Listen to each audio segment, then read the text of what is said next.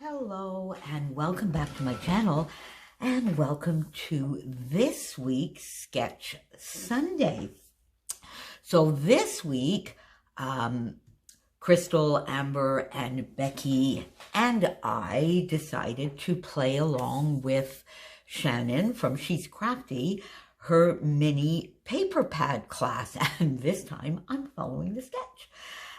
So we decided to use the sketch for today that's being released today by Shannon, and also play along with the class, meaning that I am using the sketch, which you can see up here, and it's a fun sketch from Page Maps. I love Page Map sketches, you already know that.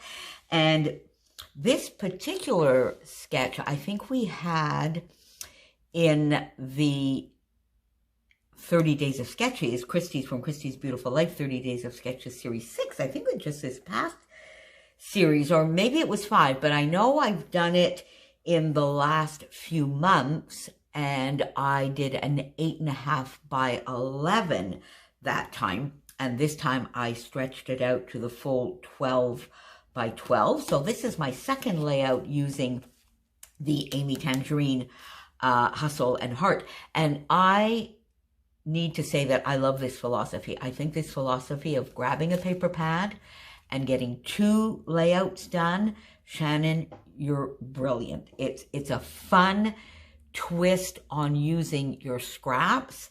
It's fun to delve into these paper pads, use the papers that you love without feeling the pressure of getting through the entire pad and finishing the pad. I love it. So on the first layout, I used 5 different papers, and on this one, I did pretty much the same thing. I used them to cut all my squares.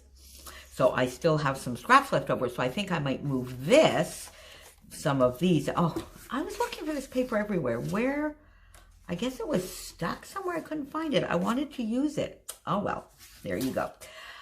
So I might move this over to a Baby Got Scraps, and we'll see if I can do some sort of paper kit with that. But I'm very, very happy with everything that I got used in this fun paper pad. So the original had the 4 squares across and 6 squares down. Now, I gather, because if you look there, there are additional photos. There's one 6x4 photo, which I did, and then several 1.5 by 1.5 photos.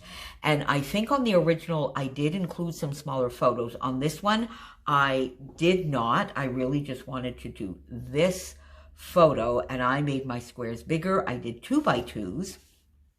And then the way I sort of placed them, I found doing 4 filled up too much of the space. So I went with 3. And then basically what I did is I just cut some of my squares in half and made them 1x2 and therefore rectangles to outline the outside. And that left me with this little 1x1 square down here in the corner. And oh, I forgot to outline that. Oh my, let me go get the pen and I'm going to do that with you. We can't have that now. Now, we're just going to freehand this. The others I did actually use a ruler, but we are going to freehand this because I really need to have this. There we go. Oh, well. There we go. Okay, so a little bit better. There we go. So I had fun making the squares, so I wanted some almost monochromatic. So this is a tone on tone. This is just a teal with some green, but then a floral, and then these lovely cameras. So I thought that was a good mix together with just this fun stripe, which is a tomatoey red and pink. So I arranged all of the squares the way I like them on the background.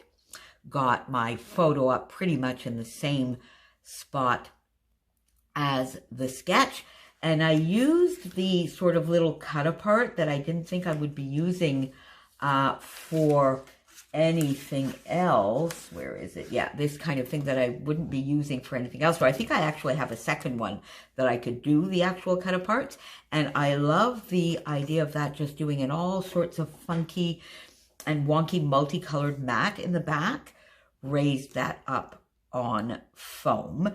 So I got that down, inked all my edges, backed it on, framed it, I should say, on a piece of cardstock. And that sort of gave me the basis of this layout, which I think is fun. So I did decide this time to go with the tag, and this scrap here, these two pieces are from Becky Booten's Storyteller, as opposed to this paper pad, but the rest of the paper is from the paper pad. This strip was on my desk, so I just turned it into a tag. I had this tag, cut it in two, popped a bit there, popped a bit under. So I got the tags pretty much in the same place. I didn't do any splattering because I have this inking.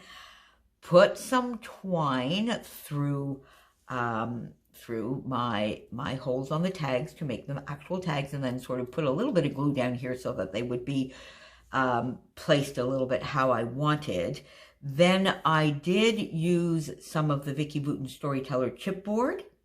So my idea then was to, of course, get my title down, and then just embellish some of these squares a little bit, having some of them overlap, but then do my journaling as called for here, but also on these two. So it sort of gives me a bit of a triangle of journaling, which I think is fun. I mean, this photo is not much. It's really the idea behind this photo is all these beautiful and lovely fired clay tile roofs everywhere you go in Rome. Not just in Rome, elsewhere. I've seen some in Spain. I've seen them also in Greece, but they do date back to ancient Greece and Rome, and were put on just about every roof there was, whether it was an outbuilding in a farm, a home, grand palaces to monuments. So because these tiles are also known as cooling tiles because they're clay. So I guess, you know, clay is warm when it needs to be and cool when it needs to be, which I think is just lovely. When I was living in Spain, my friends actually had a sort of clay tile floor, and when it got really hot out, that floor was always beautifully cool. And I guess these tiles work in the same way. So I just really wanted to get that down and get that recorded. So called imbrices, I don't know if I'm saying that correctly at all, and tegule. Ooh, so I don't know. But basically they're terracotta clay, fired clay type overlapping roof tiles. Date back to ancient Greek and Roman architecture.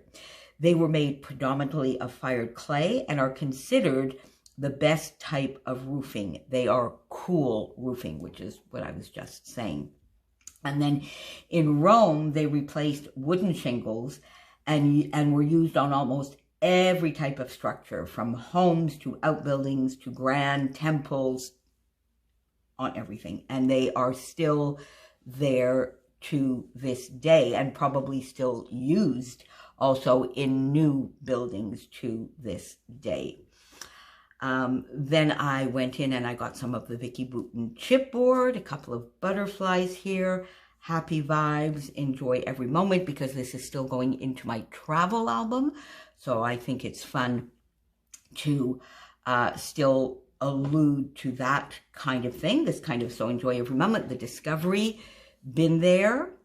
Tiles, this is part of the kaleidoscope, and these do not stick for the life of you. And in a way, that I was very lucky, because I started off by putting them here, but then I found it too busy, and I really wanted the cameras, because I'm using the camera paper here almost as an embellishment in and of itself. So I moved them over here and sort of organized this sort of wonky little way of doing that, and I love that. So I moved them, I think, at least twice in each spot without any problem at all. Then, of course, I've had to use glue to glue them down, and I realized that I forgot to put some glue on the top of this one, so I will go back and fix that. Been there. My overlapping little hearts. This fun little bird, just because I wanted something there. The best, because I had a bit of an awkward gap there. So there you go. That is this week's Sketch Sunday. We're using a sketch from Page Maps, which is part of my dear friend Shannon from She's Crafty, her mini paper pad class, which is what we are all doing today. So please make sure you pop on down below and visit Crystal and Becky's YouTube channels, and pop on over to Instagram to see what Amber did today. And then there are a whole host of friends playing along with the mini paper pad class, and I will have those channels linked down below today as well. So come back and see us next week for another Sketch Sunday, and I hope you are having a wonderful day. Are you playing along with this class? If you are, please leave me a comment down below. If you're using this sketch today, please tag me in Facebook, on Instagram, send a link to your video. I would love to see anyone who is just playing along, not just on the list of fellow YouTubers, but if any of you, my lovely subbies, are playing along, please, please, please tag me. Like my dear friend Giselle tagged me in the group this week, and that made me so happy. So please do so if you are playing along, and I will see you next week. Stay safe, everyone. Bye for now.